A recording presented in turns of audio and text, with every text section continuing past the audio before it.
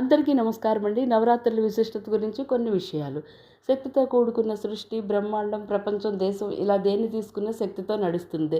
శక్తి లేనిదే చలనం ఉండదు. అందుకే సర్వం శక్తిమయం జగత్ అన్నారు. బ్రహ్మకు సృష్టి చేసే శక్తి, విష్ణువుకు వృద్ధి చేసే శక్తి, శివుడికి లయం చేసే శక్తులు ఉన్నాయి.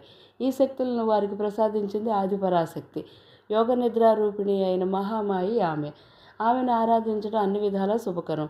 శక్తి ఉపాసన అనేది ఈనాటిది కాదు, వేదకాలం నుంచి కొనసాగుతుంది. సృష్టి, స్థితి, లయ, కారక మూలశక్తుల ఆదిశక్తి అయితే ఆశ్వయుజ పాడ్యం నుంచి 9 రోజుల పాటు మాత్రం విశేషంగా ఆరాధిస్తాం. ఎందుకంటే స్త్రీ పురుష రూపాత్మకం ఈ కాలం. చైత్రం మొదలు భాద్రపదం వరకు గల అర్ధభాగం పురుష రూపాత్మకం అయితే రెండో సగభాగం ఆశ్వయుజం మొదలు ఫాల్గుణ మాసం వరకు గల స్త్రీ రూపాత్మకం.